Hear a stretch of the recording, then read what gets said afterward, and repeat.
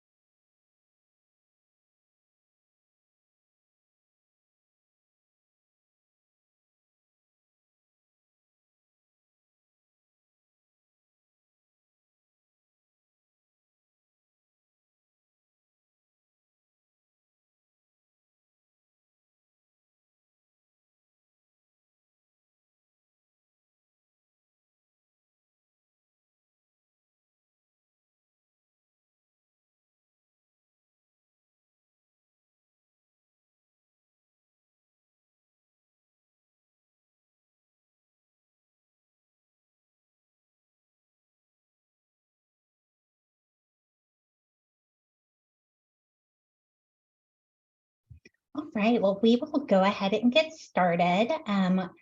Welcome to our ESC Strong Foundations Implementation Supports, or LASSO Decision 1C informational webinar.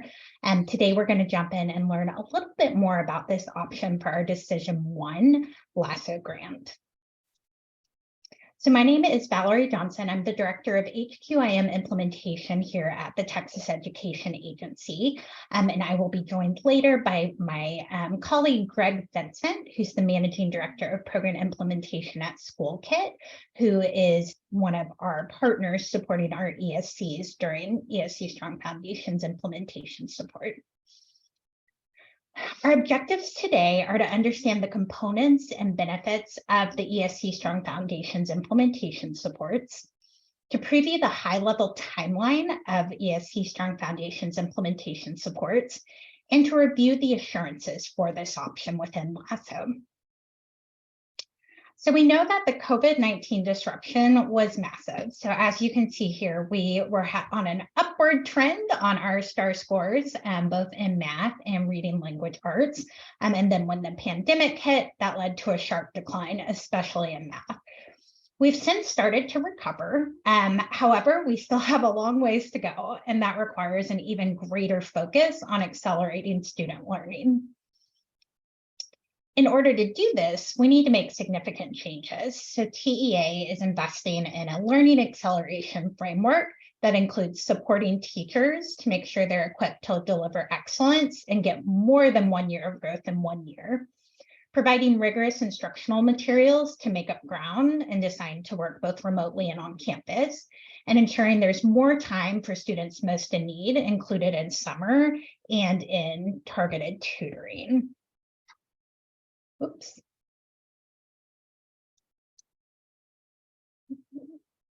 The way we do this is with high quality instructional materials.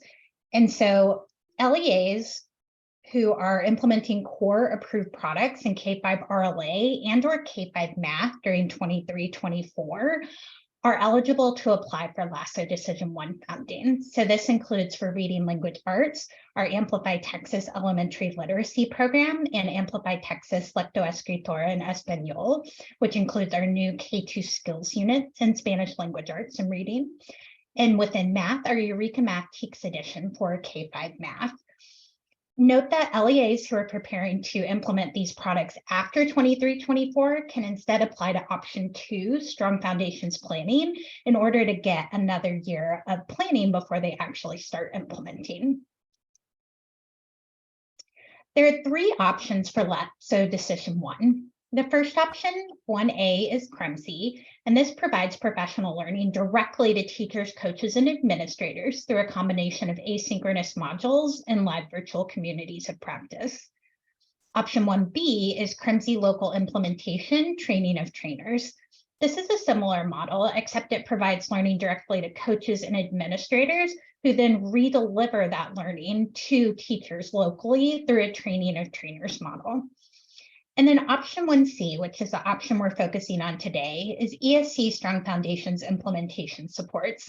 And this provides professional learning directly to teachers, coaches, and administrators through asynchronous modules and live virtual and or in-person job embedded supports delivered by our education service centers.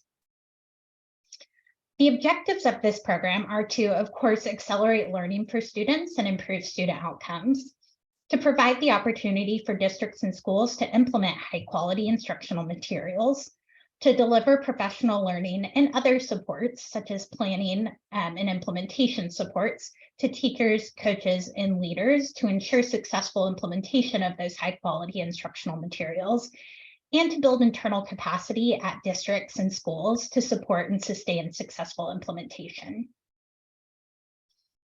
So let's dig a little bit more into what that high quality professional looks like across our Strong Foundations options.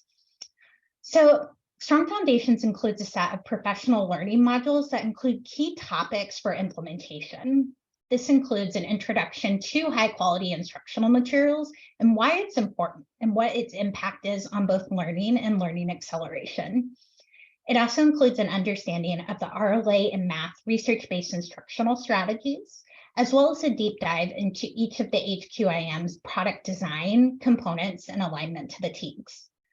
It also supports in effectively planning for instruction, supporting all learners using the curriculum embedded supports and scaffolds, effectively delivering instruction, using the curriculum-embedded formative and summative assessments, and of course, analyzing and responding to student work and data. In addition to these key topics, there's a focus on building understanding and usage of 4 key protocols. And these include unit module internalization, lesson internalization, lesson rehearsal, and student work analysis. So let's look a little bit more at those 4 protocols. So first we have unit and module internalization. This is really a step-by-step process for understanding each unit or each module prior to teaching it. During unit module internalization, teachers look at what students will be learning across the arc of the unit or module, how students will be assessed, and what that arc of learning looks like. Similarly, lesson internalization is a step-by-step process for doing the same thing, but for each individual lesson prior to teaching. Again, looking at what are students learning during the lesson, how will they be assessed, and how teachers can actually support all learners in meeting the rigor of the instructional materials. Lesson rehearsal builds on internalization. It's a facilitated process for practicing a key learning moment in an upcoming lesson. Teachers deliver that part of the lesson as if they were in front of their students to ensure the first teach is the best teach. And finally, there's student work analysis, which is a step-by-step process for analyzing student work samples in order to understand deeply what those student tasks are, what an exemplar response looks like, looking at trends in actual student work from tasks, and identifying targeted action steps to support students in upcoming lessons. So these 4 protocols work together in order to help teachers effectively plan, deliver, and respond to student data. ESC Strong Foundations implementation supports has a unique benefit that is not included in our option 1A or 1B within LASSO, which is a set of application activities and job embedded supports that extend learning beyond the asynchronous modules. So application activities, for example, are optional follow-up activities to the asynchronous learning modules that can be done together as a professional learning community, one-on-one with a coach and teacher, or by teachers themselves as they practice. Job embedded supports are facilitated supports by our education service centers in partnership with school and district staff that are focused on internalization and observation. So what this might look like is an ESC staff member doing a live facilitation of lesson internalization at a professional learning community with teachers. Or this might look like an observation in which an ESC and a local coach do a 30-minute co-observation of a teacher, followed by a 30-minute co-debrief in order to both provide the teacher feedback, but also to support the coach's learning and how to conduct observation and feedback cycles. So now we're going to look a little bit about what this model looks like. So I'm going to turn it over to my colleague, Greg, who's going to walk through the Strong Foundations implementation supports model. Hey, thanks, Val. Good morning, everyone. We, as Val shared, we are very excited on the School Kit team to be supporting this work. And we know just how hard it is for districts to take on this high quality instructional material implementation work, and really want this support to be a one-stop shop for you as a district to ensure that you're providing support and resources and tools to teachers, school leaders and coaches, and you all as district leaders for these initiatives. So that's how we sort of see this work coming together is you have an integrated suite of supports being offered by your ESCs. They'll provide everything from strategic planning to coaching and training. And again, we'll do this they'll sort of support this all at levels of the district in order to bring sort of like coherence to how all that work comes together. And we'll share an example in a minute of sort of what that might look like in your context. And ultimately, the ESC's role is to sort of help build capacity amongst your leaders to deepen this implementation work over time, because year one is a really important one to get the foundations in place and get things moving in the right direction. But we know that this work takes time, and we want to ensure you've got the systems and protocols in place to continue to learn and grow this work in your district for a long time to come.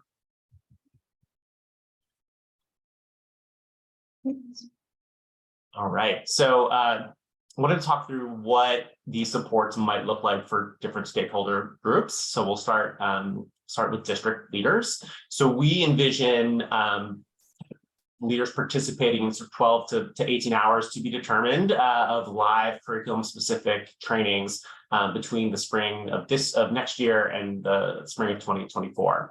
In addition to that, you will participate in sort of district sort of one-on-one strategic planning support from ESC staff to ensure that, again, you're setting clear goals and vision on the front end, and to support progress monitoring in an ongoing way to ensure that your teams are getting the support they need to do this work well. And then in addition, communities of practice with other leaders from across the state. So giving you all an opportunity to pull back and learn from others from who are doing similar work as you through this initiative. Now, if we jump to school leaders, again, similar training that is curriculum specific about grounded in these materials and how to support them best with the teachers and coaches in your buildings. And similarly, the school leaders will receive implementation coaching from ESC staff, right, to keep everything, so make sure we can apply these new tools and practices directly in your buildings, or knowing your context really well, as well as participating with communities of practice, but this time from within the district, right, so that leaders can learn from one another about what's working well and what challenges are coming up at other campuses to sort of build the sort of momentum and sort of learning orientation that we know is so important to seeing this work succeed and thrive in schools. And at the coach level, providing additional professional learning modules and as well as sort of job embedded live and or in-person coaching from the ESC HQIM experts to help build capacity sort of on the ground in schools. And then lastly, for teachers, again, similar coaching structures, similar learning structures with professional learning built into the programming, as well as getting one-on-one support through the ESC, but also sort of side by side with those district and school coaches to build capacity sort of simultaneously.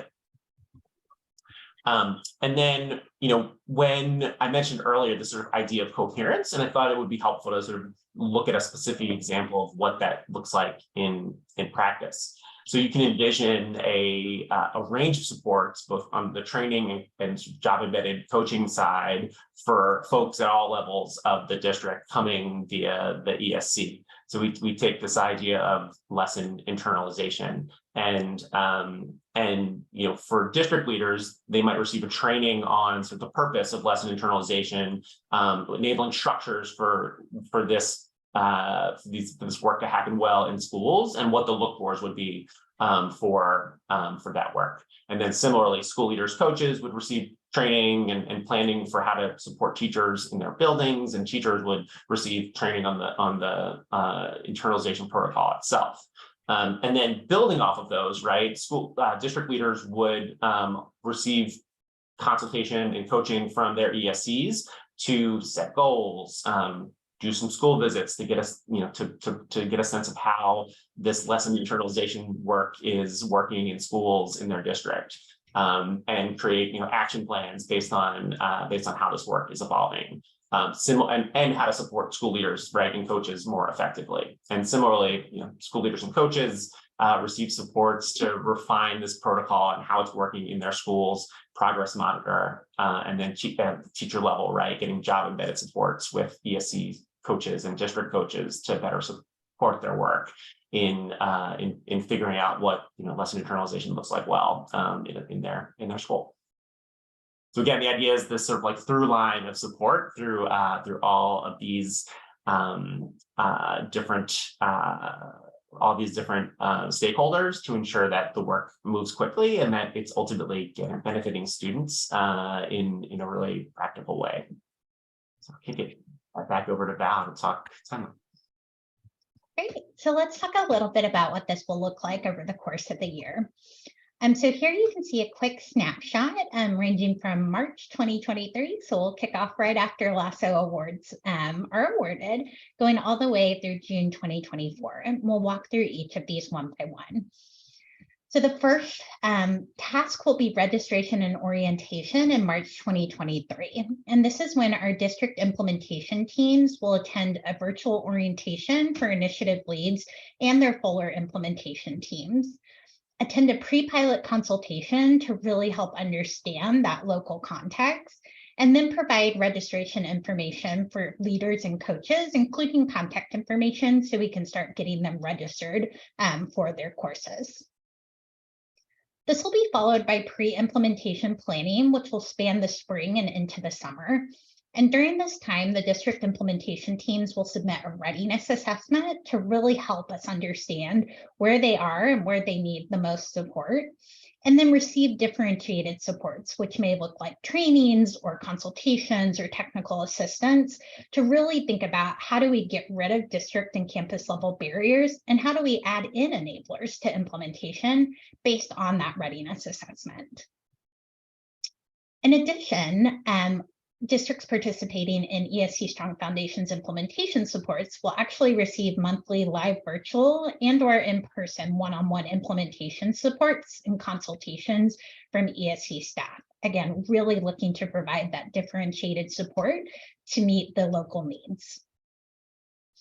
Additionally, leaders will attend 4 progress check-ins over the course of the year in August, October, December, and February to really look at progress monitoring and cycles of continuous improvement and see what's going well, where we can improve, and then work together on that over the course of the year. For onboarding and ongoing professional learning, you'll see that splits into 2 phases. So the first phase, onboarding, spans from April to August, and then our ongoing professional learning spans from September through February. In this case, leaders, coaches, and teachers will all be completing 18 to 24 hours of training split into onboarding as well as ongoing professional learning, participating in those communities of practice with other leaders, first school and district leaders, and then across all groups receiving that live, virtual, and/or in-person small group coaching or job-embedded supports during this time. Senior district leaders, so think superintendents, chief academic officers, chief school officers, or equivalent roles, will also be attending monthly live virtual communities of practice with other districts across the state in order to really figure out and problem solve different challenges that they're having with other senior leaders. And finally, we'll be collecting data throughout the year. So leaders, coaches, and teachers will all submit 5 15-minute surveys to provide feedback. And then coaches and teachers will also be conducting protocols and submitting quick protocol forms. Coaches will conduct 2 classroom observations and submit observation forms. And then teachers will be sharing assessment data from end of unit and module assessments.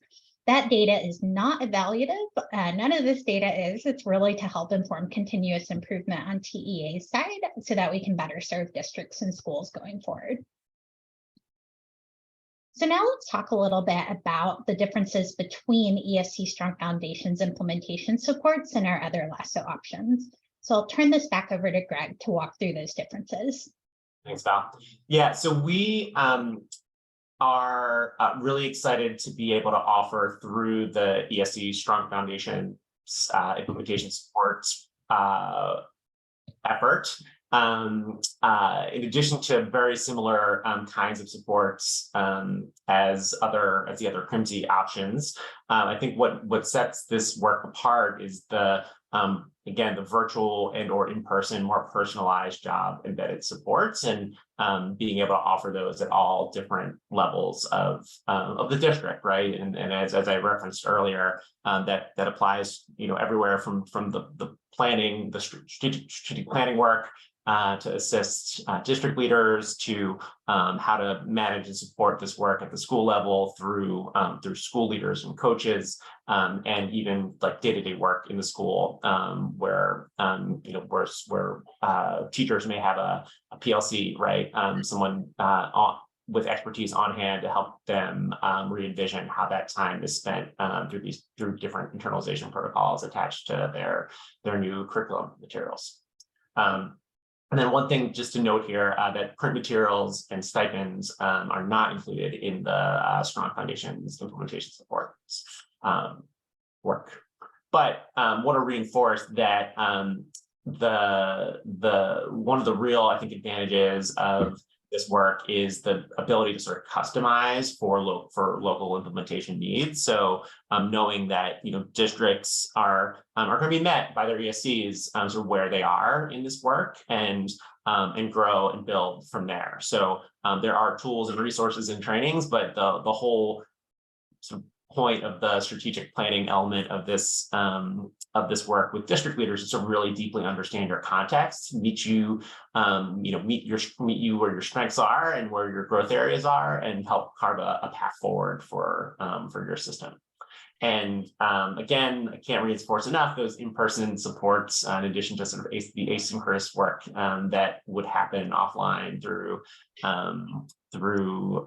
TEA Learn, and just job embedded support and coaching for various parties. So we're really excited to be supporting this work in working with ESCs from the school kids end, and we look forward to seeing you in the months ahead as we get this work started. I'll kick it back over to Val. So now let's quickly walk through the assurances, and these are the same across all of our Strong Foundations LASSO options. This includes approval by the superintendent and CAO or an equivalent leader to participate in the pilot, and the school board if required by local policy. Appointing an initiative lead as the primary point of contact and providing at least one more point of contact. Having at least one school leader per participating campus, we recommend that's the principal. And having at least one coach per HQIM. And when we say coaches, this may include instructional specialists, administrators, leaders, really any individual that's directly supporting teachers. This means that if you're piloting both Amplify and Eureka, you would need at least one coach for Amplify and at least one coach per Eureka. Districts also need to submit participant registration information by deadlines, as well as all required data. Ensure digital access and rostering when applicable. Ensuring print access, and again, in option 1C, districts will need to provide print for all teachers and students. Ensuring participating initiative leads, school leaders, coaches, and teachers complete their own role-specific assurances, such as attending the professional learning and submitting data. And then the attendance of senior district leaders at the monthly communities of practice. Finally, it includes following the year-long scope and sequence for each high-quality instructional materials, meeting the minimum number of instructional minutes in the schedule, using the curriculum embedded assessments, ensuring participants are able to attend all of the required professional learning, and then ensuring teachers have sufficient planning time and use the required protocols. Again, that unit module internalization, lesson internalization, lesson rehearsal, and student work analysis protocols. So now we're going to quickly talk application and next steps, and then we'll open it up for Q&A. So the application is open. So unique application links were emailed to the superintendent. The LASSO application will close December 22nd, so have several more weeks to get that in, and you can learn more by visiting the LASSO webpage. We've also been hosting a number of webinars and office hours specific to Strong Foundations implementation supports. So this is the last of our webinars, and you can see we have additional office hours this week talking about each of the different options to CRMSI local implementations and ESC Strong Foundations implementation supports, as well as some specific topics, such as learning more about professional development in our protocols or assurances. We'll also be posting office hours and webinars from last week that really look into the different products themselves, a little bit more about print materials, and then the CRMSI and CRMSI local implementation options. So we'll be posting those on the LASSO website, so you can go back and reference those. And then we also encourage you to attend the upcoming office hours this week. If you have additional questions, there'll just be an open Q&A forum for folks to come in and ask whatever's on their mind. If you do have questions, you can always email strongfoundations@teatexas.gov if it's specific to Strong Foundations, or if it's about the application itself or needing any technical assistance, you can email lasso@teatexas.gov. And we also have some FAQs that you can click on in this document, and we'll post this after the webinar in order to explore our FAQs. Thank you so much for listening to our informational webinar. We'll now open it up for Q&A. There is a Q&A feature within Zoom where you can put in your questions, and we will either answer them or track down the answer to share in our FAQs. And so I will go and take a peek now at our Q&A. And it looks like so far there's no open questions, but we'll stay on if folks do have questions and try to answer those. If you don't have any questions, feel free to drop and have a wonderful rest of your day.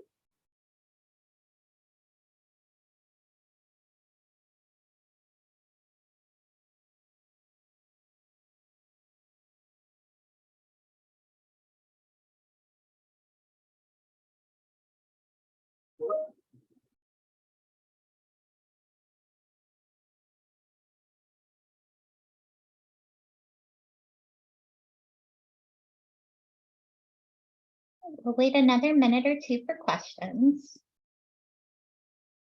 And if you need a little bit more time to think about questions, again, we have those 2 office hour opportunities later this week.